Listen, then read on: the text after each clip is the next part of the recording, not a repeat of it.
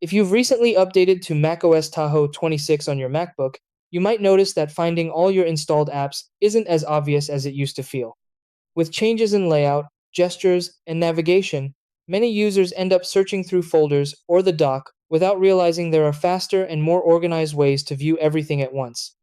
Whether you're trying to locate a newly installed app or just want a clean overview of everything on your system, knowing the right methods can save you a lot of time. The good part is that macOS still offers simple, built-in ways to access your full app list. You just need to know where to look.